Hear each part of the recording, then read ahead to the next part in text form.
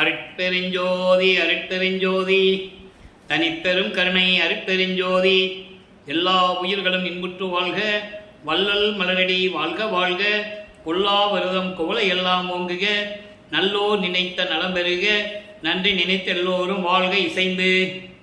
உலக மக்களே, அறிவார்ந்த அன்பர்களே, ஆண்மநேய வறுமைப்பாடுடைய அன்பர்களே, அருட்பெருஞ்சோதி ஆண்டவர் நமக்கு அருளிய வளர்ப்பமானவர்கள் நமக்கு அருளிய திருவெட்பாவிலிருந்து அருட்பெருஞ்சோதி ஆண்டவருடைய திருவிளையாடல்களை பார்த்து கொண்டிருக்கிறோம். அருட்பெருஞ்சோதி ஆண்டவர் இந்த பிரபஞ்சத்தில் ஏராளமான திருவிளையாடல்களை செய்து கொண்டிருந்தார்கள். ஆனால் கலியுகத்தினுடைய கடைசி கட்டத்தில், அதாவது கலியுகத்தினுடைய இறுதி காலத்தில் அருட்பெருஞ்சோதியுடைய திருவிளையாடல்கள் மிகவும் முக்கியத்துவம் வாய்ந்தது.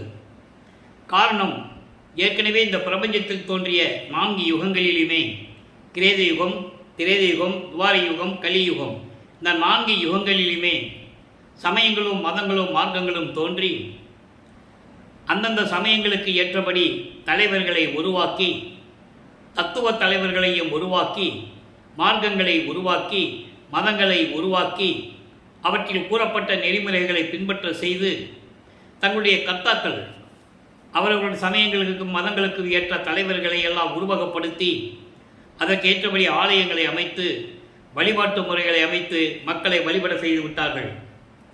சமயங்கள் என்பது 6 வகையான சமயங்களை நமது வல்லப்பமனர்கள் திருவெட்பாவிலே நமக்கு அருளியிருக்கிறார்கள். சைவம், வைஷ்ணவம், கௌபாரம், காணாபத்தியம், சௌரம், சாதகம் என்ற 6 சமயங்களை குறிப்பிட்டு கூறுகிறார்கள்.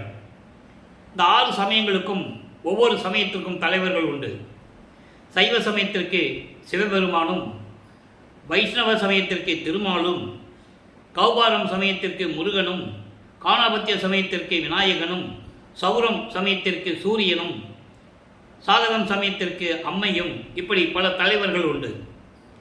இந்த தலைவர்களை யாம் உருவகப்படுத்தி அந்தந்த சமயத்தை சேர்ந்தவர்கள், அந்தந்த மார்க்கங்களை சேர்ந்தவர்கள் உருவகப்படுத்தி வழிபட்டு கொண்டிருக்கிறார்கள். இது காலங்காலமாக நடந்து கொண்டிருக்கிறது. இந்த நிலைகள் மாற வேண்டும். காரணம், ஒவ்வொரு யுகத்திற்கும் ஆயுள் காலம் உண்டு.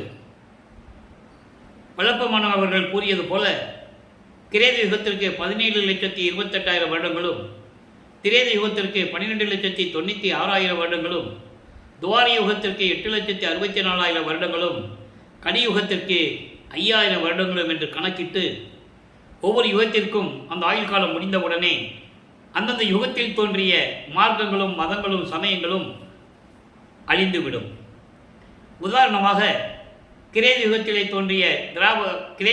தோன்றிய கலங்க மார்க்கம், அந்த கிரேத யுகம் முடிஞ்சவுடனே அந்த மார்க்கம் முடிந்துவிடும்.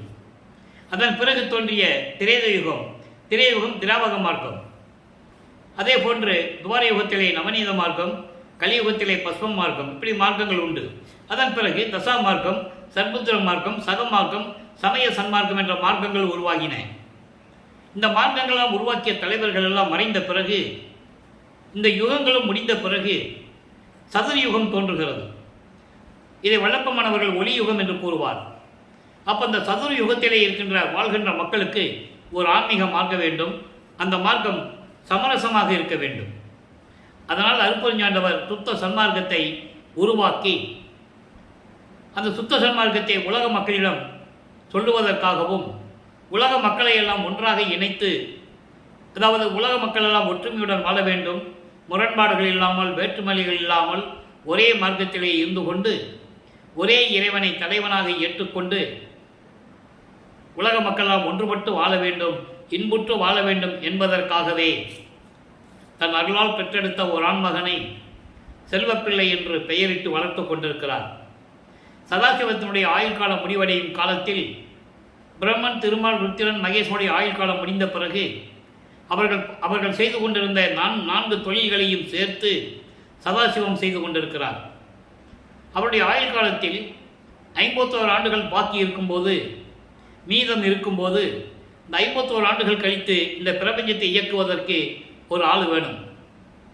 அதற்காகத்தான் தனது மகனை உருவாக்கி செல்வப்பிள்ளை என்று பெயரிட்டு வளர்த்து கொண்டிருக்கிறார் அருட்பெருஞ்சோதி ஆண்டவர். காலங்கள் நெருங்கி கொண்டிருக்கிறது. 1/1/1823 ஆண்டு இறைவனுடைய திருவிளையாடல், அருப்பஞ்சானுடைய திருவிளையாடல் தொடங்குகிறது. 30/1/1874 இரவு 12 மணி வரையிலும் 51 ஆண்டுகள் இந்த திருவிளையாடல் நடக்கிறது. அப்போ தனது மகனை ஒரு தாயின் கருவறையிலே இருக்க வைத்து உலகியலிலே இருந்து கொண்டு வர வேண்டும். இறைவன் நினைத்தால் ஆகாய மார்க்கமாகவோ தண்ணீர் மார்க்கமாகவோ எப்படியோ கொண்டு வந்திருக்கலாம், வருவிக்க செய்திருக்கலாம். ஆனால் தனது மகன் 51 ஆண்டுகள் உலக மக்களிடையே உலாவ வேண்டும், உலக மக்களிடையே இருக்க வேண்டும். சமயங்கள், மதங்கள், மார்க்கங்கள் சொல்லப்பட்ட நெறிமுறைகளை பின்பற்றி கொண்டு உலக மக்களோடு இருக்க வேண்டும்.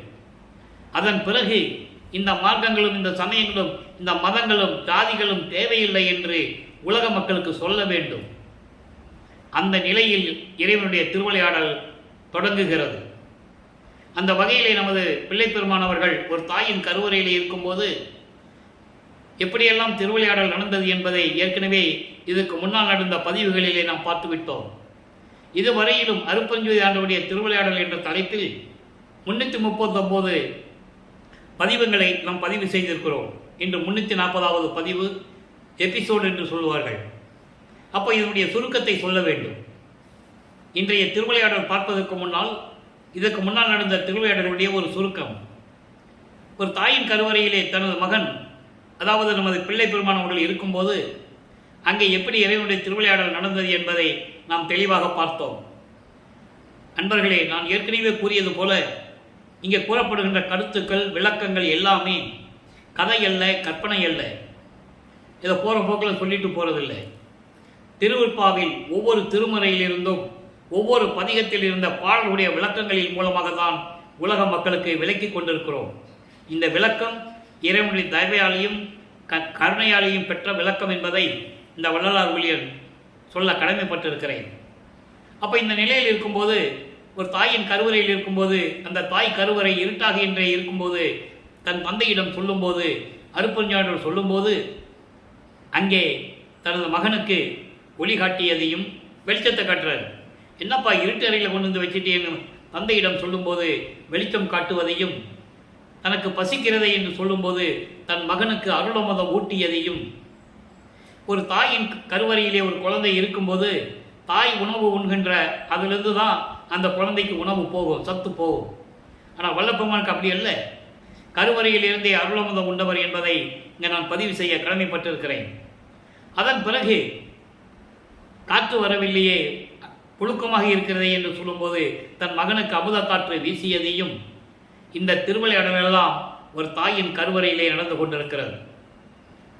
அந்த திருவிளையாடல் நடந்த இடம் சிதம்பரம் அருகிலே மருதூர் என்ற கிராமத்திலே ராமையா பிள்ளை சின்னையம்மை அவர்களுடைய இல்லற வாழ்க்கையில், உலகியல் வாழ்க்கையில் இந்த திருவிளையாடல் நடக்குது. ஏற்கனவே அவர்களுக்கு பிறந்த குழந்தைகள் 4 பேர் உண்டு. 2 ஆண் பிள்ளைகள், 2 பெண் பிள்ளைகள்.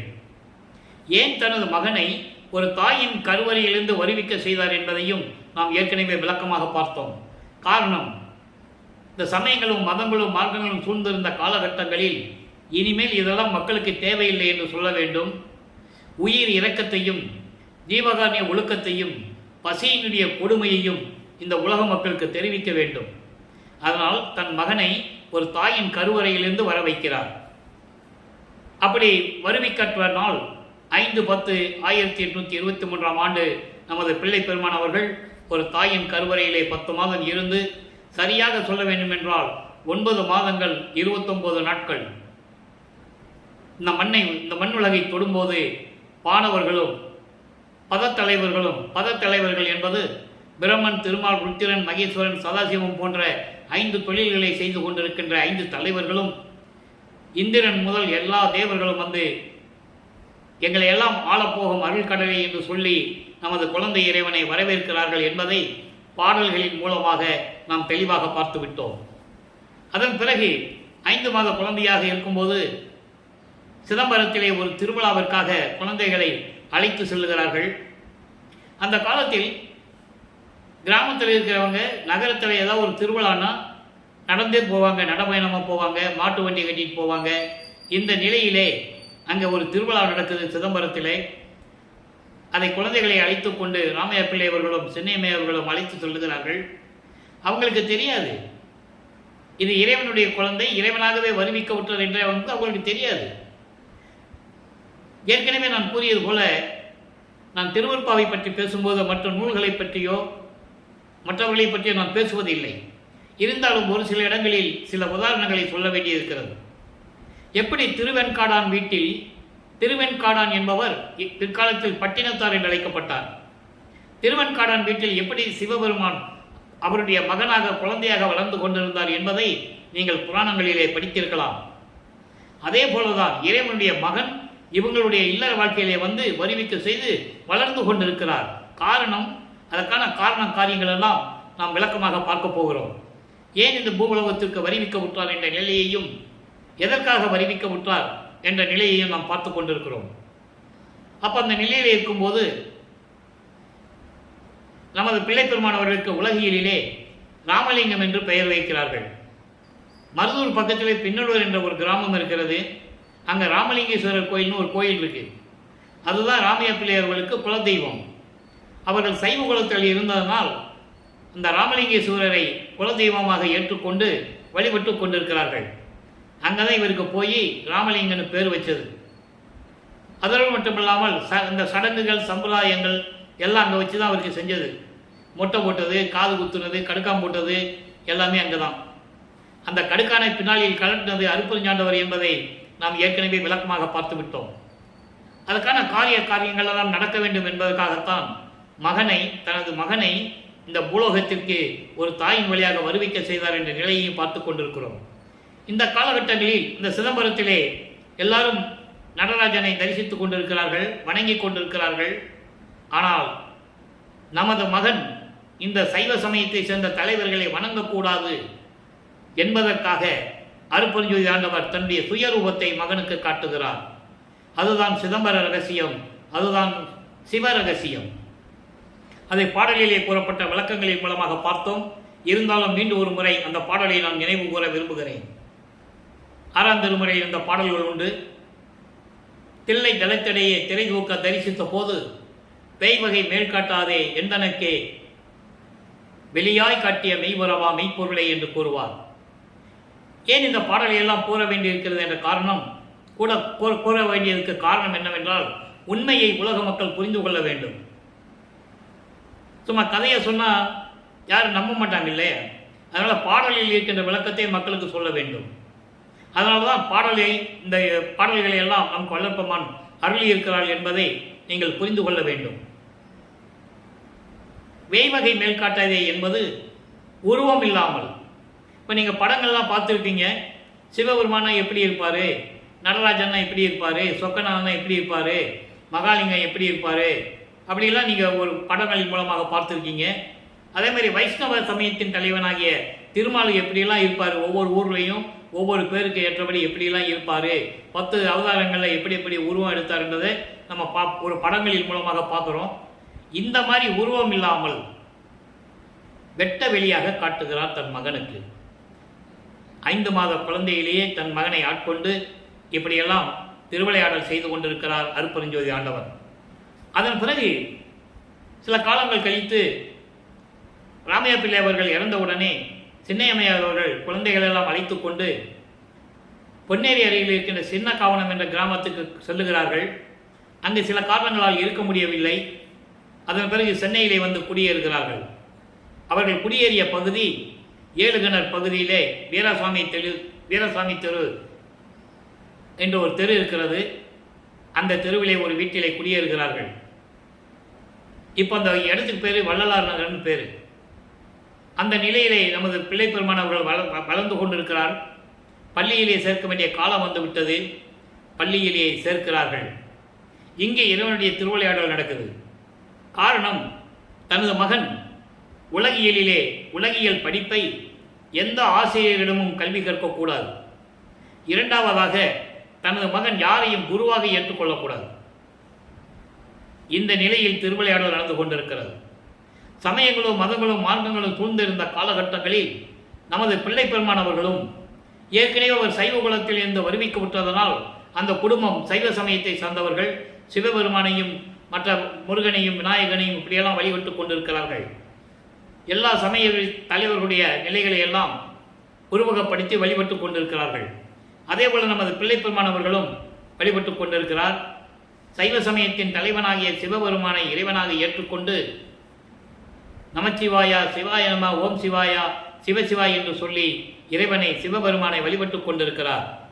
அதே நேரத்தில் சைவ சமயத்தின் அடையாளமாகிய திருநீரை பூசிக்கொள்வதும் உத்தராட்சமாலை போட்டுக்கொள்வதும் இந்த நிலையிலும் இருந்து கொண்டிருக்கிறார்.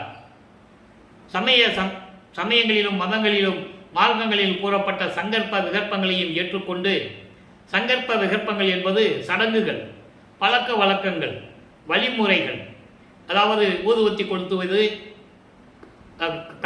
கற்பூரையேற்றி ஆராதனை செய்வது, மந்திரங்களை சொல்லுவது, பூ போட்டு வழிபடுவது, தேங்காய் உடைப்பது, குத்து விளக்கு ஏற்றுவது, இதெல்லாம் சமயங்களையும் மதங்களையும் மார்க்கங்களையும் சார்ந்த அந்தந்த சமயங்களுக்கும் மதங்களுக்கும் மார்க்கங்களுக்கும் வெவ்வேறு வழிபாட்டு முறைகள் உண்டு. இப்படியெல்லாம் இருக்கின்ற காலத்தில் பள்ளியிலே படிக்க முடியாது என்று சொல்லி வெளியே வந்து விட்டார். காரணம், அங்கே இறைவனுடைய திருவிளையாடல் நடக்குது. அப்போ ஒரு குழந்தைய பள்ளிக்கூடத்தில் சேர்த்து படிக்க முடியலன்னு சொன்னால் அந்த வீட்டில் எவ்வளவு நெருக்கடி இருக்கணும்னு நமக்கு தெரியும். ஆக இதெல்லாம் தாங்கிக் கொண்டு நமது பிள்ளைப்பெருமான் அவர்கள் ஒரு தனிமையான இடத்தை தேடுகிறார். அப்படி தேடி கிடைத்த இடம்தான் கந்தகோட்டம் என்ற ஒரு இடம். அங்கே ஒரு முருகன் கோயில் இருக்கிறது. அங்கே போய் உட்கார்ந்துக்கிறது. யார் எந்திரிக்க முன்னால் எந்திரிச்சு போயிடுறது, எல்லாரும் தூங்கின பிறகு தான் அங்கிருந்து வர்றது. இப்படி நிலைகள் தொடர்ந்து கொண்டிருக்கிறது. அங்கே இருக்கிறவங்க ராமலிங்கம் ஏதாவது பாட்டு பாடுப்பா அப்படின்னு சொன்னால் முருகனை பற்றி பாடுவது, இந்த நிலை தொடர்ந்து கொண்டிருக்கிறது. இப்போ நமது பிள்ளைப்பெருமானவர்கள் 8 ஆண்டுகள் முடிந்து விட்டது.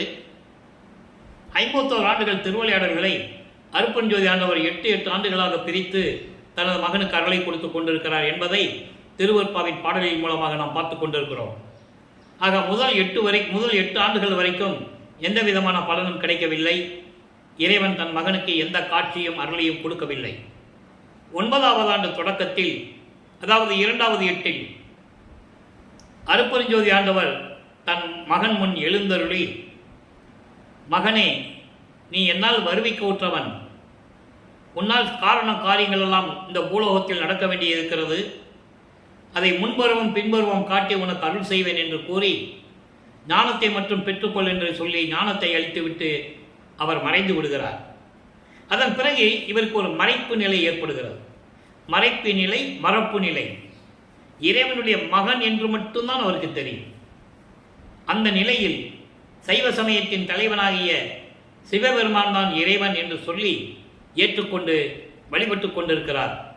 இப்போ பிள்ளைப்பெருமான் அவர்களுக்கு சுத்த சன்மார்க்கம் என்னவென்று தெரியாது. எதற்காக இந்த பூலோகத்திற்கு வருவிக்க விட்டோம் என்ற விளக்கமும் அவருக்கு தெரியாது. இறைவனுடைய மகன் என்று மட்டும்தான் தெரியும் அவருக்கு. வெளியே யார்த்தையும் சொல்லவும் முடியாது, சொல்லவும் கூடாது. இந்த நிலையில் நமது பிள்ளைப்பெருமான் அவர்கள் சிவபெருமானிடம் முறையீடு செய்கிறார். 1ஆம் திருமுறை உருவாகிறது. 1ஆம் திருமுறை 8 பதியங்கள், 712 பாடல்கள், திருவிடை புகழ்ச்சி, விண்ணப்ப கலிவெண்பா, நெஞ்சறிவுறுத்தல், சிவநேச வெண்பா, மகாதேவ மாலை, திருவருள் முறையீடு, வடிவுடை மாணிக்க மாலை, இங்கீத மாலை. நாம் இறைவனுடைய திருவிளையாடல்களை திருவருள் முறையீடிலிருந்தே பார்த்து கொண்டிருக்கிறோம். 6ஆம் திருமுறையிலே கூறப்பட்ட 232 பாடல்களிலும் வல்லப்பமானவர்கள் நமது பிள்ளைப்பெருமானவர்கள் எப்படி இறைவனிடம் முறையீடு செய்கிறார் என்ற விளக்கத்தை ஏற்கனவே தெளிவாக பார்த்து விட்டோம். தந்தையை பற்றி பாடியாய்ச்சி, எந்த விதமான அருளும் கிடைக்கவில்லை. தாயை பற்றி பாடுகிறார், வடிவுடைமனை பற்றி பாடுகிறார். வடிவுடை மாணிக்க மாலை உருவாகிறது. 100 பாடல்கள், எல்லா விளக்கத்தையும் பார்த்து விட்டோம். எந்த விதமான பலனும் இல்லை. அதன் பிறகு 9வது ஆண்டிலிருந்து 12 ஆண்டுகளுக்குள் இந்த நிகழ்வு நடந்து கொண்டிருக்கிறது. மறுபடியும் சிவபெருமானை பற்றி பாடுகிறார். அது சிவநேச வெண்பா என்ற பதிகம் உருவாகிறது. மொத்தம் 100 பாடல்கள். இதுவரை 22 பாடலுடைய விளக்கங்களை பார்த்திருக்கிறோம். ஒவ்வொரு பாடலிலும் ஒவ்வொரு விதமாக இருக்கும். இன்று 23வது பாடல். வெங்கோடை ஆதபத்தின் வீழ் நீர் வறந்து உலர்ந்து மங்கோடையாதால் வழக்கன்றோ என்கோ நின் சீர் சிந்தா சேவடியின் சீர்கேட்டும் ஆனந்த நீர் சிந்தா மண் கண் நிலை. இது பாடல். பாடல் கொஞ்சம் கடுமையாக தான் இருக்கும். ஆனால் இறைவன் அருளிய விளக்கம் மிகவும் எளிமையானது. விளக்கம் பாருங்க. என்கோ என்றால் என் அரசன், என் அரசனே, என் இறைவனே, வெப்பமான கொடிய உஷ்ணம் இருக்கின்ற அந்த கோடையில் மலைகளில் இருந்து விழும் நீர் வீழ்ச்சியில் நீர் வற்றி போய் உலர்ந்து இருக்கும். எதுக்காக இதை சொல்கிறேன்னு நீங்கள் கவனிச்சுட்டே வரணும். கோடையில் ஒரு மலையிலிருந்து நீர்வீழ்ச்சி விழுகுது. கோடையில் அந்த நீர் வரத்து போய் உலர்ந்து அந்த நீர்வீழ்ச்சி அந்த இடம் உலர்ந்து காணாமல் போயிடும். அப்போ கோடையினுடைய வெயில் தாக்கம் அப்படி இருக்குது. அதுபோல உன்னுடைய அருள் நிறைந்த திருவடியின் புகழை கேட்டும், உன் அருள் நிறைந்த திருவடியை புகழில் கேட்டும் கண்களிலிருந்து ஆனந்த கண்ணீர் வராமல் இருப்பது என்ன கொடுமை. அப்படி அந்த நிலையில் நான் இருந்து கொண்டிருக்கேன்னு சொல்றேன். உன்னுடைய திருவடியின் புகழை கேட்டும் கூட என் கண்களிலிருந்து ஆனந்த கண்ணீர் வரவில்லையே, இது என்ன கொடுமை. இந்த நிலை எனக்கு வரலாமா? எப்படி கோடை வெயிலிலே நீர்வீழ்ச்சியிலே நீர்வரத்து நின்று போய் உலர்ந்து வறண்டு கிடக்கிறதோ அதுபோல உன்னுடைய திருவடியின் புகழை கேட்டும் கூட இந்த கண்களில் இருந்து ஆனந்த கண்ணீர் வருவதில்லையே. ஏன் இந்த நிலை எனக்கு? எதற்காக இந்த பூலோகத்திற்கு என்னை வருவிக்க செய்தாய் என்ற நிலையை நீ எனக்கு கூற வேண்டும் என்று சொல்லி இந்த பாடலை அறியிருக்கிறார்கள். ஆக வல்லப்ப மாணவர்கள் வருவிக்க உற்று 9வது ஆண்டிலிருந்து 12 ஆண்டுகளுக்குள் இந்த நிலை நடக்கிறது. 13வது ஆண்டில் ஞானத்தை பெற்ற பிறகு முதலாக அவர்கள் குடியிருந்த பகுதியிலிருந்து, அதாவது ஏழுகணர் பகுதியிலிருந்து திருவொற்றியூர் செல்லுகிறார். அங்கே தியாகராஜ பெருமானை வழிபட்டு எப்படியாவது இறைவனுடைய அருளை பெற வேண்டும் என்ற நிலையில் அங்கே போய் தியாகராஜ பெருமானை வழிபடுகிறார், வணங்குகிறார், முறையீடு செய்கிறார். 2ஆம் திருமுறை உருவாகிறது. மொத்தம் 113 பதியங்கள், 1207 பாடல்கள். இதுவரை 32 பதியங்களுடைய விளக்கங்களை நாம் முழுமையாக பார்த்து விட்டோம். எந்த விதமான பலனும் இல்லை. அதன் பிறகு திருமுல்லை வாயில் செல்லுவார். திருமுல்லை வாயிலில் போய் அங்கே இருக்கிற இறைவனிடம் முறையீடு செய்வார். மாசிலாமணி என்று உருகுவார். அந்த பாடல்களெல்லாம் விளக்கத்தை பார்க்கும்போது நம்ம கண்ணிலே தண்ணி வரும். நமது பிள்ளை பெருமான் அவர்கள் அந்த சிறு வயதில் கால் வலிக்க நடந்து செல்லுகிறார். அப்போ போய் தான் ஆவணவர். காரணம், இறைவன் தன் மகனை பக்குவப்படுத்துகிறார். சமயங்களிலும் மார்க்கங்களிலும் மதங்களிலும் இருக்கின்ற நெறிகளை பின்பற்றி கொண்டு நமது மகன் இருக்க வேண்டும். இதையெல்லாம் பார்க்கணும், எல்லாரும் பார்க்கணும்.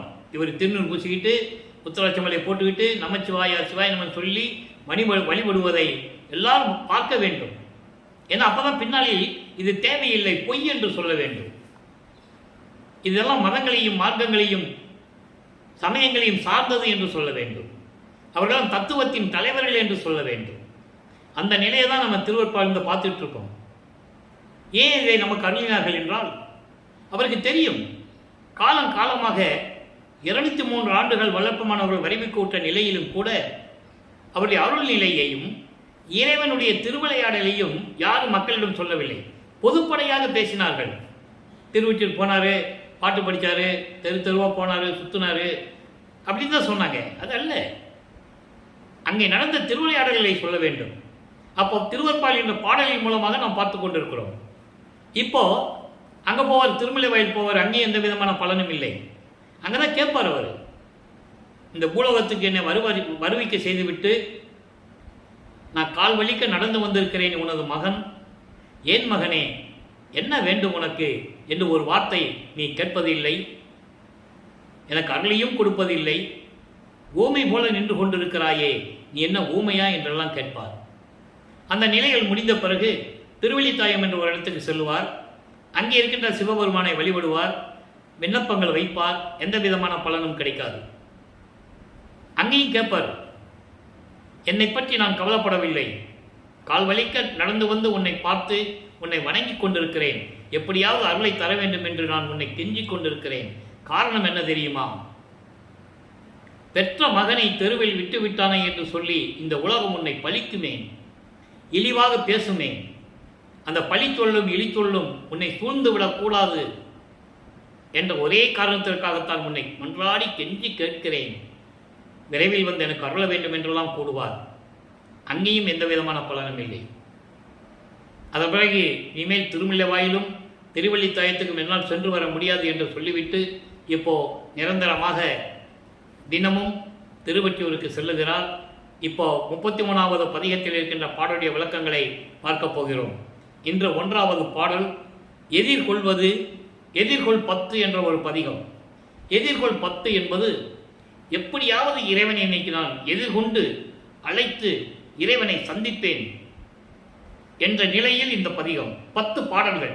அதனால்தான் எதிர்கொள் 10 என்று பதிகத்தை நமக்கு அருளியிருக்கிறார்கள். 10 பாடல்கள். இறைவனை நான் எப்படியாவது எதிர்கொள்வேனே அப்படின்னு சொல்லுவார். அந்த நிலைகளை பார்ப்போம். 1வது பாடல். இப்போ வல்லப்பமானவர்கள் நல்லா கவனிக்கணும். 2வது இருந்து கொண்டிருக்கிறார். 14 ஆண்டுகளுக்குள் இந்த நிலை தொடர்ந்து இருக்குது. நல்லா கவனிச்சுட்டே வரணும். ஆனந்த கூத்தனை, அம்பலத்தானை, அற்புத தேனை இறைவனை போற்றி பாடுகிறார். ஆனந்த கூத்தன், கூத்தாடி என்று சொல்லுவார் சில பாடல்களிலே. அப்படி அருள் நடனம் செய்து கொண்டிருக்கின்ற இறைவனை, அம்பலத்தில் இருக்கின்ற இறைவனை, தேன் போன்று அற்புதமாக இருக்கின்ற தேன் போன்று இனிக்கின்ற எனது இறைவனை, எம் ஆதி பிரானை நல்லா கவனிக்கணும். எம் ஆதி பிரானை என்பது ஆதி சிவன். நல்லா கவனிக்கணும். இந்த ஆதி சிவனை தான் இந்த பிரபஞ்சம் தோற்றிய காலத்திலிருந்து முன்னிலைப்படுத்தினார்கள். ஆதி சிவன், அதாவது வேதங்களும் சித்தாந்தங்களும் போன்ற நூல்கள் எல்லாம் ஆதிசிவனை முன்னிலைப்படுத்தி பிரபஞ்சத்தை தோற்றி வைத்தவர் அவர்தான் என்ற நிலையை முன்னிலைப்படுத்தி 43,73,153 வருடங்கள் 4 யுகங்களிலுமே நடந்தது என்றே அவர்கள் உலக மக்களுக்கு தெரிவித்ததை நூல்களிலே நாம் படித்திருக்கிறோம். ஆனால் வல்லற்பமானவர்கள் 43,73,153 வருடங்கள் அல்ல, 43,20,000 வருடங்கள் என்பதை நமக்கு தெளிவாக திருவெட்பாவலை இருக்கிறார்கள். அதிலேயே 53 வருஷம் டிஃபரன்ஸ் இருக்கு. எப்படியோ ஆதிசிவனை பற்றி நூல்கள் கூறியிருக்கின்றன. ஆனால் வல்லப்பமானவர்களும் அதை தான் பின்பற்றிக் கொண்டிருக்கிறார். இப்போ அவருக்கு சுத்த சன்மார்க்கம் தெரியாது. பிரபஞ்சத்தை உருவாக்கியது அருட்பெருஞ்சோதி ஆண்டவர். அவர் ஜோதி வடிவில் இருக்கின்றவர், சாதியும் மதமும் சமயமும் கடந்தவர் என்ற நிலை அப்போ அவருக்கு தெரியாது. சுத்த சன்மார்க்கத்தை பெற்ற பிறகுதான் அருட்பெருஞ்சாண்டவர் இருக்கின்ற நிலை தெரியும் அவருக்கு. அதன் பிறகுதான் அருட்பெருஞ்சோதி அகவல் உருவாகிறது. 6ஆம் திருமுறை என்பது அவர் பெற்ற அனுபவங்கள். சமயங்களிலும் மதங்களிலும் மார்க்கங்களில் இருக்கும்போது எப்படி இருந்த, அதன் பிறகு சுத்த சன்மார்க்கத்தை பெற்ற பிறகு எப்படி இருக்கிறேன், அருட்பெருஞ்சாண்டவர் யாரு, எப்படியெல்லாம் எனக்கு அருளை கொடுத்தார் என்ற அனுபவங்களை கூறுவது 6ஆம் திருமுறை. அருட்பெருஞ்சோதி அகவல் என்பது முடிவான முடிவு. உலக மக்களுக்காக ரொம்ப எளிமையாக அருளியது. அதில் தான் சொல்லுவார்கள், சாதியும் மதமும் சமயமும் பொய்யென ஆதியில் உணர்த்திய அருட்பெருஞ்சோதி. அந்த பொய்யின் சொல்லணும். அதுக்கு தான் அவர் சமயங்களையும் மதங்களையும் மார்க்கங்களையும் சார்ந்து கொண்டிருக்கும்படி இறைவனுடைய திருமலையாடல் நடக்குது. அதை நீங்க புரிஞ்சுக்கணும். இவர் விரும்பி இருந்ததல்ல, இவர் விரும்பி சிவபெருமானை வழிபட்டதல்ல. அருட்பெருஞ்சாண்டவருடைய திருமலையாடல் இது நடக்குது என்பதை திருவெட்பாவலை தெளிவாக பார்த்துக் கொண்டிருக்கிறோம். சாதியும் மதமும் சமயமும் காணா ஆதி அநாதையாம் அருட்பெருஞ்சோதி. இது அருட்பெருஞ்சோதி அகவலியில் உண்டு. அந்த நிலையில் இருக்கும்போது ஆதி சிவன் தான் இந்த பிரபஞ்சத்தை படைத்தது என்ற நிலையில் இருக்கும்போது இவர் இந்த பாடலில் சொல்றாரு, எம் ஆதி பிரானை. அப்படிப்பட்ட ஆதி சிவனே, தேன் அந்த கொன்றை அம் செஞ்சடையானை. சிவபெருமானுக்கு பிடித்த மலர் கொன்றை மலர், வெற்றி வாகை சூடும் மலர் என்று சொல்வார் வல்லற்பமானவர்கள். 2ஆம் திருமுறையிலே கூறியிருப்பார் ஒரு பாடலிலே. கொன்றை மலர், அப்படிப்பட்ட தேன் சொருகின்ற புத்தம் புது மலராகிய கொன்ற மலர்களை சடையில் சூடிக்கொண்டிருக்கின்ற செஞ்சடையில் சிவந்த சடையில் சூடிக்கொண்டிருக்கின்ற இறைவனே, செங்கண் விடையானை, நெற்றிக்கண் உடையவனை, விடையானை என்பது காளை வாகனம் கொண்ட இறைவனை. காளை வாகனம் கொண்ட இறைவனை, என்னுடைய கண்மணியை, என்னுடைய கண்மணியை, இப்படியெல்லாம் இறைவனை போற்றி சொல்லிக் கொண்டிருக்கிறார். அதன் பிறகு மோனம் மோனம் அந்தத்தார் பெரும் தானந்த தானே, அதாவது தவம் செய்கின்ற ரிஷிகளுக்கும் முனிவர்களுக்கும் அருளை கொடுத்து அவர்களை அடியர்களாக ஏற்றுக்கொண்ட இறைவனை, முத்தனை முத்தனை முத்தனை என்பது எல்லாருக்கும் முத்தி கொடுக்கின்ற இறைவனை, முத்தியின் வித்தானை, அடுத்து முத்தை, முத்து போன்ற இறைவனை, ஈனம் அந்த காது என்னை ஏன்று கொண்டானே. நல்லா கவனிக்கணும். இப்படிப்பட்ட முத்திக்கு இழிவு ஏற்படாமல் என்னையும் ஏற்றுக்கொண்டவனை. எப்ப ஏற்றுக்கொண்டார்? 9வது ஆண்டில் கருவறையிலே இருக்கும்போது கருவில் கலந்த துணையை என்று சொல்லுவார். கருவில் நடந்த திருவிளையாடல்களை சொல்லிவிட்டு அதன் பிறகு அவருக்கு மறைப்பு நிலை ஏற்படுகிறது. கருவில் நடந்த திருவிளையாடல்களை 6ஆம் திருமுறை வரும்போது அவர் சொல்றாரு. நல்லா புரிஞ்சுக்கணும் நீங்க. இப்போ அவருக்கு தெரியாது, அதனால தான் அவருக்கு மறைப்பு நிலை இருக்கு. மறப்பும் நிலை இருக்கு. 5 மாத குழந்தையிலே சிதம்பரத்திலே அருப்பஞ்சாண்டவர் தனது தந்தை சிதம்பர ரகசியம் காட்டியது மறைப்பு நிலை. இப்போ அவருக்கு தெரியாது. சுத்த சமார்க்கத்தை பெற்ற பிறகுதான் அவருக்கு தெரியும். அதுக்கப்புறம் தான் 6ஆம் திருமுறையில சொல்றாரு. அதை நீங்க புரிஞ்சுக்கணும். அது வரைக்கும் இப்படிதான் சொல்லுவார், என்னை ஏற்றுக்கொண்டவனை. எப்போ ஏற்றுக்கொண்டார்? 9வது ஆட்கொண்டவனை. அதை பாடல்ல தெளிவா சொல்லுவார்.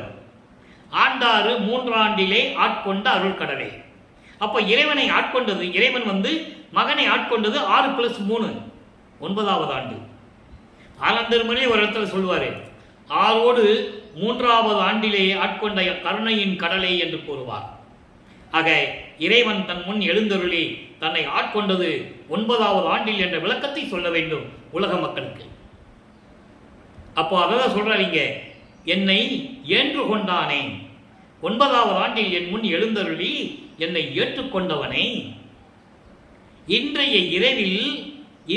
இரவில் எதிர்ந்து கொள்வேனே. இன்னைக்கு இரவில் எப்படி அவனை நான் பார்த்துருவேன், இறைவனை நான் கண்டிப்பா எதிர்கொண்டுன்னா வரவேற்பேன். அந்த நம்பிக்கையில சொல்றாரு. இதுவரையில் இறைவனை பார்க்கல, இறைவனிடம் எந்த அருளையும் கிடைக்கல. ஆனா இறைவனை பற்றி முறையீடு சொல்லிட்டு, இப்படிப்பட்ட இறைவனை இன்று இரவில் எப்படியாவது நான் வரவேற்று அவருடைய தரிசனத்தை நான் பார்ப்பேனே என்று கூறுகிறார். இந்த நிலைகளெல்லாம் தொடர்ந்த பிறகு வல்லப்பெருமான் அவர்கள் 16 ஆண்டுகளுக்குள் இந்த நிலை நடக்கிறது. அதாவது கிட்டத்தட்ட 1839ஆம் ஆண்டு வரைக்கும் 1823ஆம் ஆண்டு வருவிக்க விட்டது. இப்போ இந்த நிகழ்வு நடக்கும்போது, திருவொற்றியூரிலே நடக்கும்போது 1839ஆம் ஆண்டு. அதன் பிறகு 3ஆம் திருமுறை உருவாகிறது. வல்லப்பெருமானவர்கள் 3வது எட்டில் அடியெடுத்து வைக்கிறார். 3/24. அப்போ அந்த 17வது ஆண்டிலிருந்து 24 ஆண்டுகளுக்குள் என்ன நடந்தது என்பதை 3ஆம் திருமுறையில் இருக்கின்ற அத்தனை பதியங்களுடைய விளக்கங்களை நாம் பார்த்து விட்டோம். அதனுடைய ஒரு சுருக்கத்தை சொல்ல வேண்டியிருக்கிறது. காரணம் சொல்லிதான் ஆக வேண்டும். தொடர்ச்சியாக இருவழி திருவிளையாடல் நடக்கும்போது ஏற்கனவே நம்ம விளக்கமாக சொல்லிட்டோம். இப்போ அந்த சுருக்கத்தை சொல்லிட்டு தான் நம்ம அடுத்த பகுதிக்கு போக முடியும். என்னமோ தினமும் சொல்கிறேன்னு நீங்கள் நினச்சிட்டு இருக்கக்கூடாது. பழசையே சொல்லிட்டு இருக்காங்க அப்படின்னு நீங்கள் நினைக்கூடாது. நீங்கள் டிவி சீரியல் எவ்வளவோ பார்க்குறீங்க. ஒரு எபிசோடு முடிஞ்சிருச்சுன்னா அடுத்த எபிசோடு போடும்போது ஒரு சுருக்கத்தை சொல்லுவாங்க அவங்க, இல்லையா? அது எடிட்டிங் இருக்கும், எல்லாம் இருக்கும். நம்ம லைவாக நேரடியாக சொல்கிறதுனால அதெல்லாம் நம்ம பண்ண முடியாது. அதனால நேரடியாக சொல்கிறோம். அப்போ இந்த நிலையில் இருக்கும்போது 3ஆம் திருமுறை உருவாகிறது. இப்போ காலங்கள் உருண்டோடுகிறது. இப்போ காட்சிகள் மாறுகிறது. இப்போ இறைவன் காட்சி கொடுக்குறாரு. திருவொற்றியூரில் போய் நிற்கிறாரு, இறைவன் காட்சி கொடுக்குறாரு. ஆனால் மறைஞ்சிடுறாரு, எந்த விதமான பதிலும் இல்லை. இப்படி ஒவ்வொரு பதியங்களுடைய விளக்கங்களையும் நம்ம பார்த்துட்டோம். அதன் பிறகு நாரையும் கிளிகளையும் தூது அனுப்புவது, ஒரு குறைச்சி பெண்ணிட்ட போய் குறி கேட்பது, ஒரு ஜோசியர்கிட்ட போய் ஜாதகம் பார்க்கறது, இந்த நிலைகளெல்லாம் நம்ம பார்த்துட்டோம். எந்த விதமான பலனும் இல்லை. இறுதியாக 19வது பதிகத்திலே, காதல் மாட்சி பதிகத்திலே இவரை பார்த்து சிவபெருமான் எப்படி தெருவழியாக ஓடுகிறார் என்பதையும், ஏன் ஓடினாரு? இறைவன் இவரை பார்த்து ஏன் ஓடணும் இல்லையா? இப்போ வல்லப்பமானவர்களுக்கு 24 ஆண்டுகள் ஆகுது. இந்த உலகத்திற்கு வருவிக்க விட்டு 24 ஆண்டு. அப்போ 1847ஆம் ஆண்டு இந்த நிகழ்ச்சி அந்த திருவொற்றியூரில் நடக்குது. 51 ஆண்டு திருவிளையாடல 24 ஆண்டு தான் முடிஞ்சிருக்கு. நீ 21 வருஷம் பாக்கி இருக்கு. இப்போ இவங்கிட்ட சிக்கக்கூடாது. சிக்கிட்டோம்னா பிறகு நம்ம வெளியே போக முடியாதுன்னு அவருக்கு தெரியும். அதனால அருப்பஞ்சோதி ஆண்டவர் அவர் வந்துதான் எல்லா விஷயமும் நடக்கணும். அதனால சிவபெருமான் தெருவழியா ஓடுறாரு வீட்டை மாட்டாம. இவரும் பின்னாலே ஓடுறாரு. ஓட்டத்தை பிடிக்க முடியல. அப்ப அங்க இருக்கிற பார்க்குறவங்களை கேட்பாங்கல்ல. ஏற்கனவே தினமும் திருவொற்றியூர் இருக்கிறதுனால அங்க எல்லாத்துக்கும் அறிமுகமானவர். ராமலிங்கம்னு எல்லாருக்கும் அறிமுகமானவர். அப்ப கேட்குறாங்க, என்ன ராமலிங்கம் திருவழியா ஓடுறேன்னு கேட்கும்போது இவர் விஷயத்தை சொல்றாரு. இதெல்லாம் பாடல் விளக்கத்தை நான் சுருக்கமாக சொல்றேன். நம்ம பாடல் மூலமா நிறைய விளக்கங்கள் நம்ம பார்த்துட்டோம். நம்ம இதுக்கு முன்னால் பதிவுகளை பார்த்தீங்கன்னா உங்களுக்கு தெரியும். ஆரம்பத்திலேருந்து பார்த்திருந்தீங்கன்னா தெரியும். அப்போ இவர் சொல்லுவார், நான் சிவபெருமானை பிடிக்க போனேன், அவர் தெருவழியாக ஓடுறாரு, எனக்கு அருளை கொடுக்காம ஓடுறாரு, நானும் பின்னால் ஓடினேன், ஓட்டத்தை பிடிக்க முடியலன்னு சொல்கிறாரு. அப்போ இவரை கிண்டல் பண்ணுவாங்க. அதுக்குன்னு தனி பதியங்கள் இருக்குது, பாட்டு இருக்குது. என்ன ராமலிங்கம் சொல்கிற, இதெல்லாம் கலியுகத்தில் நடக்கிற காரியமா? அப்போ கலியுகம் நடந்துகிட்டு இருக்கு. 1847ஆம் ஆண்டு இந்த நிகழ்ச்சி அங்கே நடக்குது திருவொற்றியூரில். 1900 ஆண்டில் தான் கலியுகம் முடியுது. வல்லப்பன் தெளிவாக நமக்கு சொல்லியிருக்காரு. ஆக அப்படி சொல்லும்போது இவருக்கு அவரை கிண்டல் பண்ணுவாங்க, கேலி பண்ணுவாங்க. பைத்தியக்காரனான நீ, உனக்கு பைத்தியம் பிடிச்சிருச்சு, இறைவன் மேலே ரொம்ப அன்பு இருக்கனால உனக்கு பைத்தியம் பிடிச்சிருச்சுலாம் சொல்லுவாங்க. இவர் பதில் சொல்லுவார், அதுக்கு தனி பதிகங்கள் இருக்கு. நீங்கள் என்ன சொன்னாலும் சரி, இறைவனுடைய காதலை நான் கனவில் கூட மறக்க முடியாது, நான் இறைவன் மீது காதல் கொண்டுள்ளேன் அப்படிலாம் சொல்லுவார். இதெல்லாம் முடிச்சாச்சு. இப்போ 24 ஆண்டுகள் முடிஞ்சிருச்சு. இப்போ 4வது எட்டில் அடியெடுத்து வைக்கிறார். அப்போ 25வது ஆண்டிலிருந்து 32 ஆண்டுகளுக்குள் என்ன நடந்தது என்பதை 4ஆம் திருமுறையில் இருக்கின்ற பாடல்களின் மூலமாக நாம் தெளிவாக பார்த்து விட்டோம். 8 பதியங்களிலும் 197 பாடலுடைய விளக்கங்களை முழுமையாக பார்த்தோம். அன்பு மாலை, அருப்பிரகாச மாலை, பிரசாத மாலை, ஆனந்த மாலை, பக்தி மாலை, சௌந்தரிய மாலை, அபராத மன்னிப்பு மாலை, இப்படி அபராத மன்னிப்பு மாலை, அதிசய மாலைன்னு நிறைய 8 பதியங்களை பார்த்துட்டோம். அதனுடைய ஒரு சுருக்கம். இப்போ சுத்த சன்மார்க்கம் இருக்கிறது அவருக்கு தெரியும். அருப்பஞ்சோதி ஆண்டவரால் தான் நம்ம வருவிக்க விட்டோம் என்ற நிலை இப்போ அவருக்கு தெரியும். அப்போ அருப்பஞ்ச ஆண்டவரின் விவரம் திருவொற்றியூரிலே சந்தித்து பேசிக் கொண்டிருப்பதை மக்கள் பார்க்கிறார்கள். ஆனால் அவங்களுக்கு தெரியாது. ஏதோ சாமியார்கிட்ட இவர் பேசிட்டு இருக்கிறார், அவ்வளவுதான் தெரியும். தினமும் சந்தித்துக் கொண்டிருக்கிறார்கள். அப்போ இந்த நிலையில் இருக்கும்போது இவருக்கு திருமண ஏற்பாடுகள் நடந்து கொண்டிருக்கிறது. இவர் முதல்ல முடியான்னு சொல்றாரு. இல்லை, நீ கல்யாணம் பண்ணி தான் ஆகணும்னு சொல்றாங்க. உலகில் அது ஒரு சம்பிரதாயம் உண்டு. ஒரு பையன் குடும்பத்துக்கு அடங்காம வாலிப வயசில் தெரிஞ்சிட்டு இருந்தா இவனுக்கு ஒரு கால் கட்டு போட்டால் சரியா வருவான்னு சொல்லுவாங்கல்ல, அந்த நிலையில் அவர் இருந்து கொண்டிருக்கிறார்.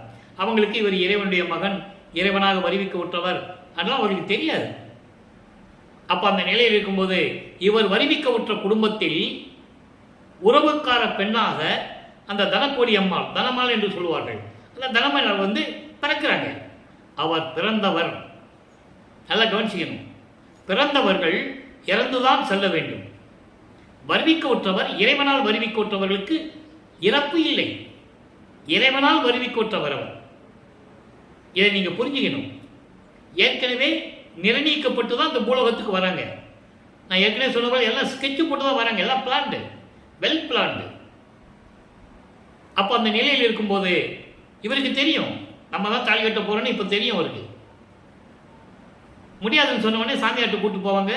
ஏன்னா தந்தையிடமிருந்து உத்தரவு வாங்கணும். இவர் உத்தரவு கொடுப்பார். அவர் வாங்கியாச்சு, ஒத்துக்கிட்டாரு. கல்யாண ஏற்பாடுகள் நடக்குது. அந்த திருமண மண்டபத்திலே எல்லாரும் உட்கார்ந்து இருக்காங்க. இவர்கள் கண்கள் அப்படியே தேடுது. அப்பாவும் அம்மாவும் வரலையே, அருப்பஞ்சாண்டவர்கள் சிவகாமி வள்ளியை வரலையே என்பதை அவர் மனம் எப்படி அதாவது துன்பப்பட்டது என்பதை பாடலிலே நாம் ஏற்கனவே பார்த்து விட்டோம். பிரம்மன், திருமால், ருத்திரன் போன்ற பதத்தலைவர்கள், முனிவர்கள், ரிஷிகள் எல்லாம் வந்திருக்காங்க இவரை வாழ்த்துவதற்கு. அருப்பகாச மாலையிலே 100 பாடல்களிலே எல்லா தெளிவாக நாம் பார்த்து விட்டோம். அப்போ ஏன் கடைசி திருவிளையாடல், அதாவது உலகியல் வாழ்க்கையை இவர் விடணும், அந்த அம்மாவுக்கு மோட்சத்தை கொடுக்கணும், விமோசனத்தை கொடுக்கணும். கொடுத்தாச்சு, கர்ம வினைகள்லாம் நீக்கியாச்சு. இனிமே அந்த அம்மா இருக்கிற வரைக்கும், ஆயுள் காலம் வரைக்கும் இந்த பூமியில இருந்து இறந்து போகணும். அவ்வளவுதான் வித்தியாசம். இது இறைவனுடைய கட்டளையினால, இறைவனுடைய திருவிளையாடனால நடக்குது. இது இவர் தாலி கட்டும்போது அந்த அம்மாவுக்கு தெரியும், உணர்ந்து கொள்ளுகிறார்கள். அதன் பிறகு அதுக்கு மறைப்பு நிலை ஏற்படுகிறது. அதனால தான் அந்த அம்மா சொல்றாங்க, இவர் வெள்ளாடை அணிந்து முக்காடு போட்டு நான் வெளியே போறேன்னு சொல்லும்போது அந்த அம்மா சம்மதிக்கிறாங்க. காரணம் தெரியும் அந்த அம்மாவுக்கு, வெளியே சொல்லக்கூடாது. ஆக இந்த நிலையிலே சமயங்களையும் மதங்களையும் மார்க்கங்களையும் விட்டுட்டாரு. திருநீறு பூசுவதை நிறுத்தி கொண்டார். அருப்பஞ்சாண்டவரை உனக்கு தேவையில்லைன்னு சொல்லிடுவார். பாட்டு இருக்கு. சுத்த சன்மார்க்கத்துக்கு தேவையில்லை. மார்க்கம் தனி மார்க்கம். சைவ சமயத்தை சேர்ந்தது சைவ மார்க்கம். வைஷ்ணவம் நாமம் போடுவாங்க, ஒத்த நாமம், கொண்டி நாமம், பாத நாமம். அதுலேயே நிறைய பிரிவுகள் உண்டு. வடகலை தென்கலை அப்படின்னு பிரிவுகள் உண்டு. சைவ சமயத்திலேயே நிறைய பிரிவுகள் உண்டு. இப்போ அதெல்லாம் விட்டாச்சு, வெள்ளாடை போட்டாச்சு. இப்போ ரூமை பூட்டி கதவை சாத்திட்டு உள்ள உட்காந்துட்டார். ரூமை பூட்டி கதவை பூட்டி சாப்பிட போட்டு உட்காந்துட்டார். இனிமேல் நான் எங்கேயும் போக மாட்டேன், இறைவன் எல்லா அகலையும் கொடுக்கணும்னு சொல்லி உட்கார்ந்தாச்சு.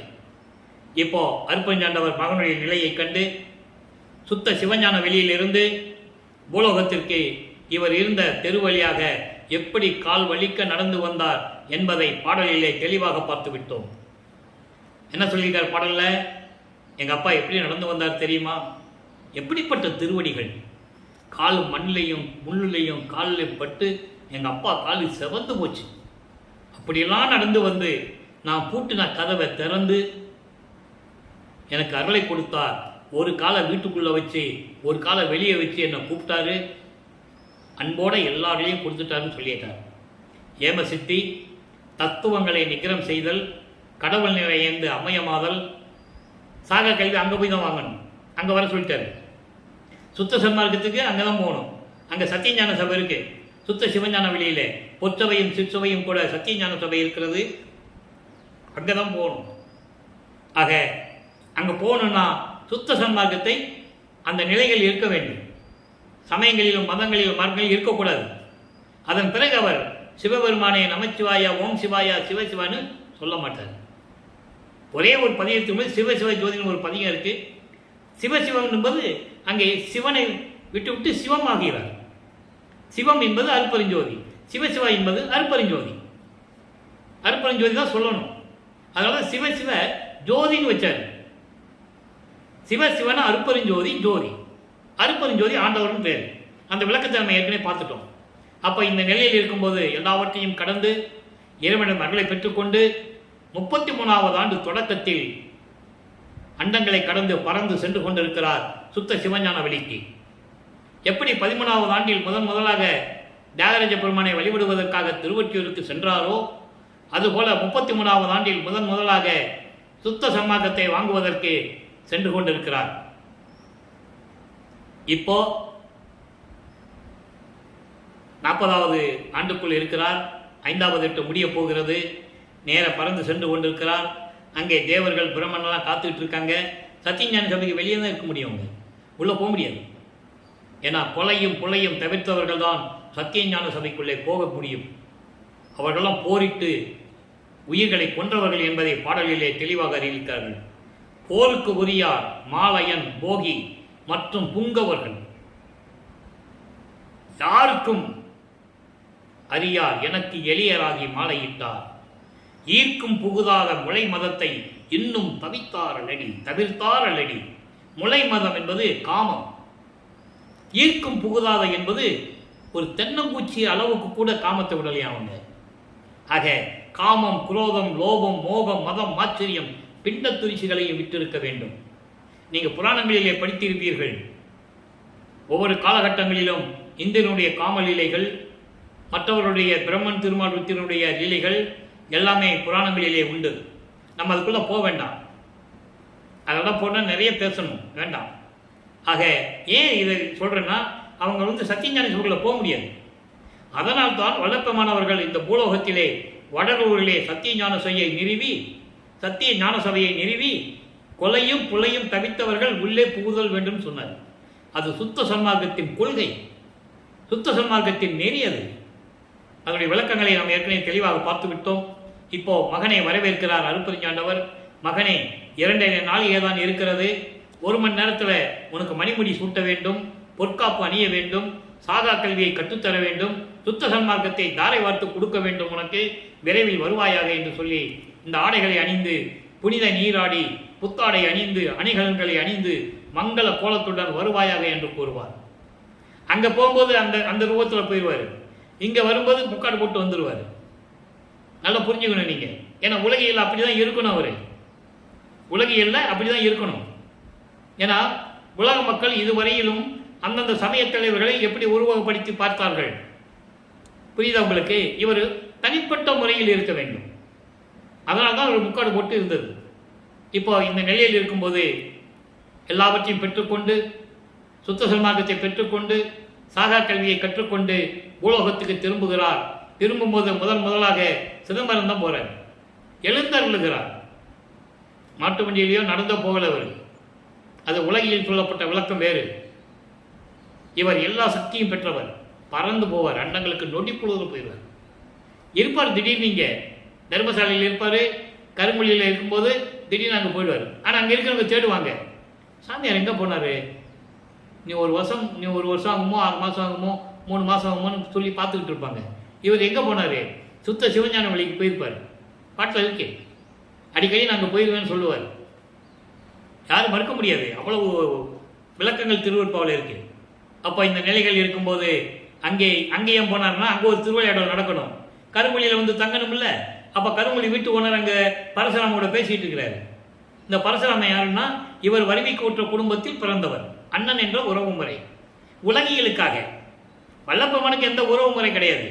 அவருக்கு ஒரே ஒரு உறவு அருட்பெருஞ்சாண்டவர் தந்தை என்ற உறவு தான். அதை நீங்கள் புரிஞ்சுக்கணும். அப்போ அந்த நிலையில் இருக்கும்போது அவர் இன்ட்ரடியூஸ் பண்ணுறாரு, அறிமுகப்படுத்துறாரு. கூட்டு வந்து கருங்குழியில் வச்சுக்கிறாங்க. 9 ஆண்டுகள் கருங்குழியில் இருக்கிறார். ஏன் கருங்குழியில் தங்கினார்? இதுக்கு எவ்வளோ ஊர் இருக்கு. அங்கே தான் இருக்கணும். ஏன்னா வடலூரில் இருக்கணும், தர்மசாலையை நிறுவனம், அப்புறம் சத்தியஞான சபையை கட்டணும், அங்கே சித்தி விழாங்க போகணும். எல்லாமே ஏற்கனவே வெல் பிளான்டு, ஏற்கனவே நிர்ணயிக்கப்பட்டது. அப்போது 9 ஆண்டுகள் இங்கே இருக்கும்போது அருட்பெருஞ்சாண்டவர் மகனும் தந்தையும் மகனும் எப்படி உரையாடினார்கள், எப்படி பாடல்கள் அங்கே உருவானது என்பதை நாம் திருவருட்பாவிலிருந்தே பார்த்து விட்டோம். 6ஆம் திருமுறையிலே எந்தெந்த பதியங்கள் அங்கே உருவாக்கின்றதை பார்த்துட்டோம். இப்போ வல்லப்பெருமான் அவர்கள் 6வது எட்டில் இருந்து கொண்டிருக்கிறார். 48 ஆண்டுகளிலே அவரை வரிவிக்க விட்டு 48வது ஆண்டில் என்ன நடந்தது என்பதை தான் இப்போ பார்த்துக்கிட்டு இருக்கோம் லைவா. இப்போ ஜீவகாருண்ய ஒழுக்கம் உருவாகணும். உலகத்திலேயே இந்த பிரபஞ்சத்திலேயே ஜீவகாருண்ய ஒழுக்கத்தை பற்றி கூறியது நமது அருட்பெருஞ்சோதி ஆண்டவராகிய வல்லற்பெருமான் ஒருத்தர் தான். ஏன்னா யாருமே சொல்லலை. இந்த பிரபஞ்சம் தோன்றிய காலத்திலிருந்து ஜீவகாருண்ய ஒழுக்கத்தை பற்றி யாருமே சொல்லவில்லை. அடியார்கள் தோன்றினார்கள். சைவ சமயத்தில் தோன்றினார்கள் சிவன் அடியார்கள். வைஷ்ணவ சமயத்தில் தோன்றினார்கள் நம் ஆழ்வார்கள். எவ்வளவோ நூல்கள் தோன்றின. யாருமே ஜீவகாருண்ய ஒழுக்கத்தை சொன்னதில்லை. ஒரு உயிர் இரக்கத்தையும் பசியினுடைய கொடுமையையும் கொலையினுடைய ஒரு உயிரை கொலை செய்யும் போது இருக்கிற அந்த உயிருக்கு ஏற்படக்கூடிய துன்பங்களையும் யாரும் சொன்னதில்லை. காரணம், அவர்களே நரவழியிட்டார்கள் மனிதர்களை. ஒரு மன்னன் போருக்கு செல்லும்போது ஏதாவது ஒரு மனிதனை தேர்ந்தெடுத்து கழுகுன்னு சொல்லுவாங்க, கழுகு குச்சின் மலை என்னமோ சொல்லுவாங்க, கழுகுகளை இட்டுட்டாங்கன்னு சொல்லுவாங்க. நரபலியிடுவது இதெல்லாம் கொடுமையான நிகழ்வுகளாக நடந்து கொண்டிருந்தது. அந்த நிலை சுத்த சன்மார்க்கத்தை காலத்தில் ஏற்படக்கூடாது. அதுக்காக தானே அவர் வருவிக்க விட்டார். ஆண்ட சன்மார்க்கம் அணிவர என்னைத்தான் ஈன்று அமுதளித்த இனிய நற்றாயே என்று சொன்னார். நான் அதுக்காக தானே இறைவன் என்னை வரவச்சான்னு சொல்றாரு. வருவித்த வண்ணமும் நானே, இந்த மாநிலத்தை செய்யும் வண்ணமை தானே தெரிவித்து இந்த பிரபஞ்சத்தை இப்படியெல்லாம் இயக்க வேண்டும் என்று சொல்லி என் தந்தையே எனக்கு சொல்லி அருளினார் என்று சொல்லுவார். அதனுடைய விளக்கங்களை நாம் பார்த்து விட்டோம். இப்போ ஜீவகாருண்ய ஒழுக்கத்தை சொல்ல வேண்டும், தர்மசாலையை நிறுவ வேண்டும். பார்வதி மக்களுக்கு இருந்த இடம் வாங்கியாச்சு. 23/5/1967 ஆண்டு சாலையை ஒரே நாளிலே நிறுவி அன்றே அணை அடைப்பை மூட்டி உணவை சமைத்து பசியோடு வருகின்றவர்களுக்கு பசியை போக்கிக் கொண்டிருக்கிறார். ஜீவகாருண்ய ஒழுக்கத்தை பற்றி போதித்துக் கொண்டிருக்கிறார் நமது பிள்ளை பெருமான் அவர்கள், அருட்பெருஞ்சோதி ஆண்டவராகிய வல்லற்பெருமான் அவர்கள். 1869ஆம் ஆண்டு நீதிமன்றத்திலே வழக்கு எப்படி போட்டது, தீர்ப்பை எப்படி பெற்று கொண்டார் என்பதையெல்லாம் விளக்கமாக பார்த்து விட்டோம். அதன் பிறகு சங்கராச்சாரியார் வந்தது, அவரிடம் பல அற்புதங்களை நிகழ்த்தி காட்டியது, அவர் வெள்ளப்பமானிடம் சரணடைந்தது, எல்லா நிகழ்ச்சிகளையும் பார்த்து விட்டோம். இப்போ 6ஆம் திருமுறையிலே, அதாவது தர்மசாலை இருக்கும்போது இந்த நிகழ்வுகள் நடக்குது. சமயங்களையும் மதங்களையும் மார்க்கங்களையும் சார்ந்து இருக்கும்போது எப்படி அவருடைய நிலை இருந்தது, இறைவனிடம் எப்படி முறையீடு செய்தார் என்ற நிலையை நாம் உலக மக்களுக்கு சொல்ல வேண்டிய காலத்தில் கட்டாயத்தில் இருக்கிறோம். அது எனது கடமையும் கூட. ஆற்றாமை என்ற பதிகத்திலே 6வது பதிகத்திலே 3வது பாடல். நல்லா கவனிங்க, எப்படி அவர் இருந்தார் இதுக்கு முன்னால் சொல்லணும்ல. ஏன்னா அவரை பற்றி கூறும்போது சிவபெருமான வணங்கினார், எல்லா கோயிலுக்கு போனார், திருநீர் பூசி இருந்தார், எல்லாம் பண்ணிட்டு இருந்தார் அப்படிதான் சொல்லுவாங்க. இருந்தது உண்மைதான், அவரே சொல்றாரு.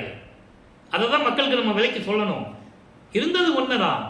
அப்புறம் சுத்த சன்மார்க்கத்தை பெற்ற பிறகு அது தேவையில்லை என்று சொன்னார்களே. நான் சுத்த சன்மார்க்கத்தை உலக மக்களுக்கு சொல்லுவதற்காக தான் வந்தேன், இந்த பூலோகத்துக்கு வந்தேன்னு சொல்றாரு, வருவிக்க விட்டேன்னு சொல்றாரு. பிறந்தேன்னு அவர் எந்த காலத்தையும் சொல்லலை. அவரை பிறந்தார் என்று சொல்லவே கூடாது, அவதரித்தார் என்று சொல்லவும் கூடாது. வருவிக்க விட்டவர் இவர், ஒவ்வொரு யுகத்திலையும் இருந்தவர். அந்த பாடல்கள் ஆதாரங்கள் எல்லாமே உண்டு திருவருட்பாவிலே. ஆக அவர் எப்படி சொல்றார் பாருங்க. கடுமையேன் வஞ்சக கருத்தினேன், பொல்லா கல்மன குரங்கனேன் கடையே. அப்படிலாம் நான் இருந்தேன், மனசு அலை வாங்கிட்டு இருந்தது, நல்லதே நான் நினைக்க முடியல, தீமைகளை தான் நினைச்சுக்கிட்டு இருந்தேன். நெடுமை ஆண் பனை போல் நின்ற வெற்று உடம்பேன். பனையிலே ஆண்பனை பெண்பனைன்னு இருக்கு. பனைமரம் இருக்குல்ல, பனைமரத்தில் ஆண் பனை மரத்தில் பனங்காயெல்லாம் காய்க்காது, பெண் பனையில் தான் காய்க்கும். அப்படி எதுக்கும் உதவாத அந்த ஆண் பனை போல வெற்று உடம்போட திரிஞ்சுக்கிட்டு இருந்தேன். நீசனே பாசமே உடையேன், அன்பு இல்லாதவனாக இருந்தேன். இரக்கம் இல்லைன்ற, தயவு இல்லை, இரக்கம் இல்லை. அப்போ தயவும் கருணையும் இரக்கமும் எப்போ வரும்? சுத்த சன்மார்க்கத்துக்கு வந்தால் தான் வரும். நான் அப்படியெல்லாம் இருந்துகிட்டு இருந்தேன். நடுமை ஒன்று அறியேன். நடுமை என்பது நேர்மை, நீதி, நியாயம், இப்படியெல்லாம் ஒன்று எனக்கு தெரியாது. ஏன்னா நான் துன்மார்க்க நெறியை பின்பற்றி கொண்டிருந்ததனால் எனக்கு தெரியாது என்று கூறுவார். சமயங்களையும் மதங்களையும் மார்க்கங்களையும் பின்பற்றி கொண்டிருந்ததனால் நீதி, நேர்மை, நியாயம், தர்மம் எதுவுமே எனக்கு தெரியாது. கொடுமையில் கிடைத்த நச்சு மாமரம் என கிளைத்தேன். எட்டி மாமரம் சொல்லுவார், ஓதியேன் என்று சொல்லுவார். எதுக்கும் உதவாத ஓதி மரம் போலவும், எதுக்கும் உதவாத எட்டி மரம் போலவும். எட்டி மர காயெல்லாம் கசக்கும், அந்த மாதிரி நான் இருந்து கொண்டிருந்தேன். கொடுமையே குறித்தேன், அப்படியே மனசில் நினைச்சிட்டு இருந்தேன், கொடுமைகளை நினைச்சிட்டு இருந்தேன். அம்பலக்கூத்தன் குறிப்பினுக்கு என் கடவேனே. இப்போ உன்னுடைய அருளை பெற வேணும்னா நான் என்ன செய்யணும்? இந்த நிலையில் இருந்து கொண்டு இந்த பதிகம். ஆக சமயங்களிலும் மதங்களிலும் மார்க்கங்கள் இருக்கும்போது எப்படி இருந்தாரு என்ற நிலையை அவரே குறிப்பிடுகிறார். அதை தான் நம்ம கவனிக்கணும். அதன் பிறகு பிள்ளை பெருவிண்ணப்பம் 20வது பதிகம். பிள்ளை பெருவிண்ணத்தில் 3வது பாடல் பாருங்க. இதுக்கு அதுக்கு சம்பந்தம் இருக்கும். அதனால தான் இறைவனுடைய தயவால் உங்களுக்கு அந்த விளக்கத்தை நான் சொல்ல வேண்டியிருக்கிறது.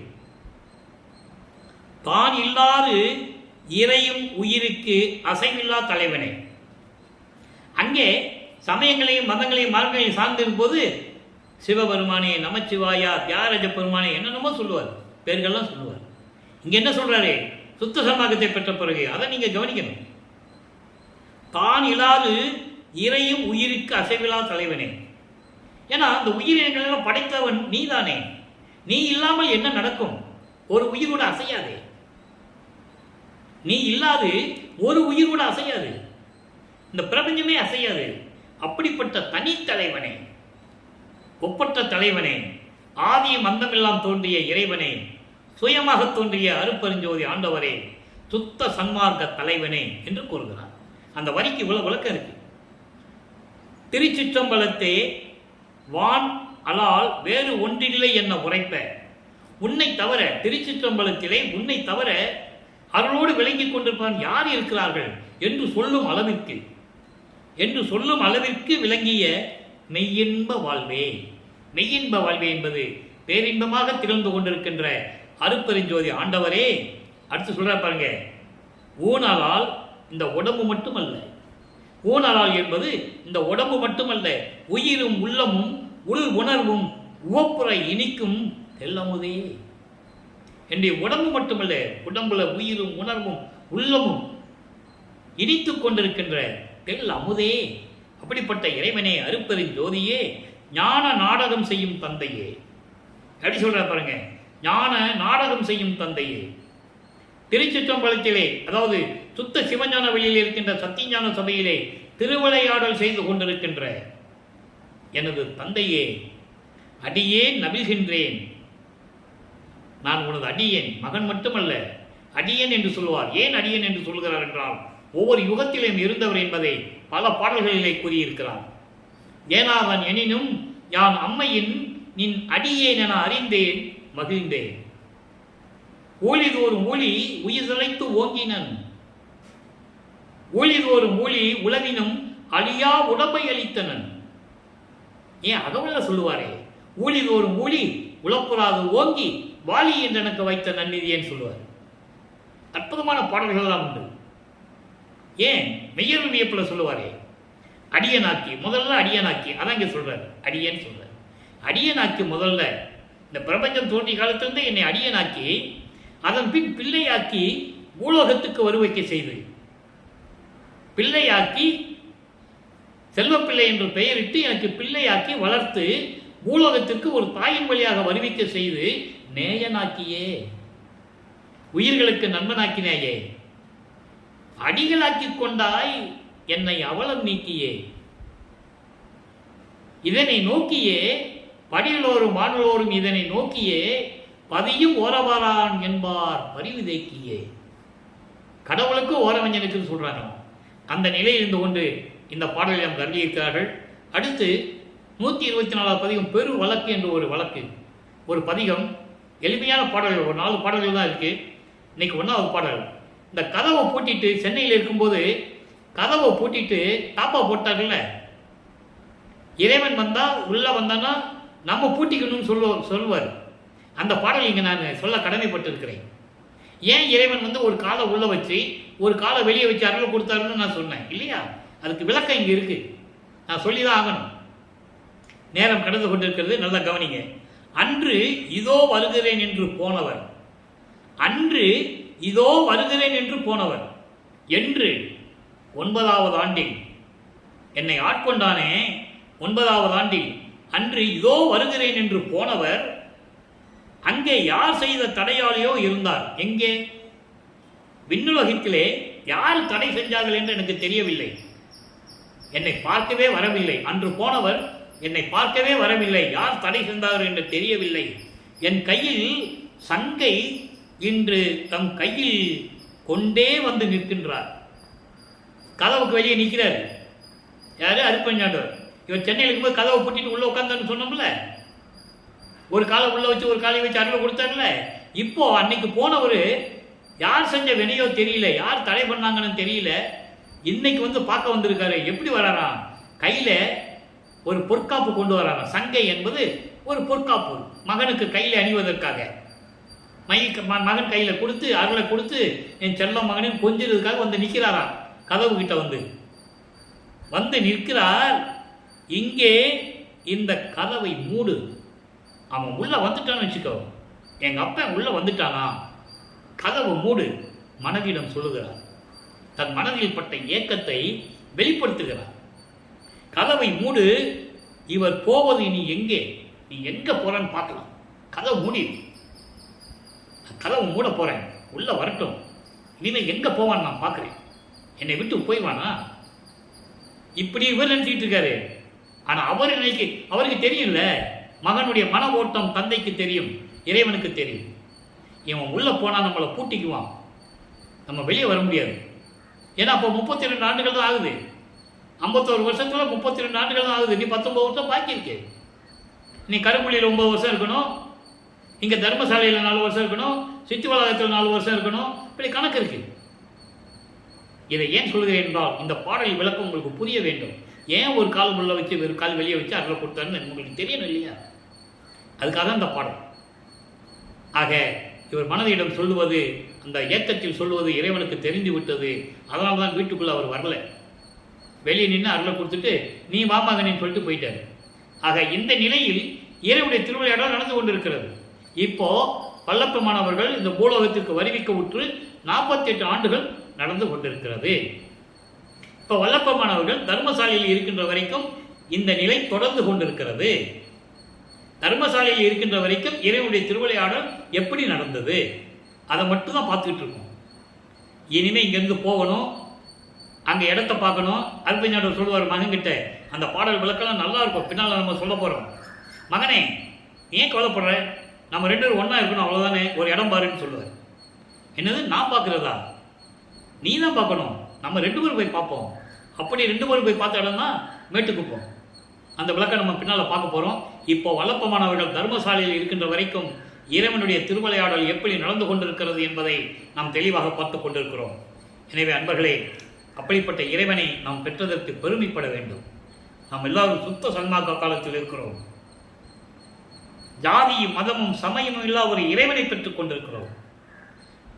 ஜோதி வடிவில் இருக்கின்ற இறைவனை பெற்றுக் கொண்டிருக்கிறோம் என்ற ஒரு பெருமிதத்தோடு நீங்கள் சுத்த சன்மார்க்கத்தில் இணைந்து அருட்பெருஞ்சோதி ஆண்டவரை ஏற்றுக்கொண்டு ஜோதி வழிபாடு செய்து ஜோதியின் முன்னால் அமர்ந்து கொண்டு அருட்பெருஞ்சோதி அருட்பெருஞ்சோதி தனிப்பெருங்கண்ணை அருட்பெருஞ்சோதி என்ற மகாமந்திரத்தை உச்சரித்து சைவ நெறியில் இருந்து கொண்டு கொலையும் புலையும் தவிர்த்து இந்த சமயங்களையும் மதங்களையும் மார்க்கங்களையும் சொல்லப்பட்ட சங்கற்ப விகற்பங்களை எல்லாம் நீக்கி இறைவனை வணங்கி இறைவனுடைய அருளையும் செல்வங்களை எல்லாம் பெற்று இந்த வையகத்திலே நீங்கள் வாழ்வாங்கு வாழ வேண்டும், நோயற்ற வாழ்வில் வாழ வேண்டும் என்ற இறைவனுடைய தயவோடையும் கருணையோடையும் கூறிக்கொண்டு இந்த வள்ளலார் ஊழியன் விடைபெறுகிறேன். மீண்டும் நாளை சந்திப்போம். நன்றி, வணக்கம். அருட்பெருஞ்சோதி அருட்பெருஞ்சோதி தனிப்பெரும் கருணை அருட்பெருஞ்சோதி. நாளையும் இறைவனுடைய திருவிளையாடல் தொடரும். கண்டு மகிழ்ந்து இறைவனர்களை பெற்றுக்கொள்ளுங்கள்.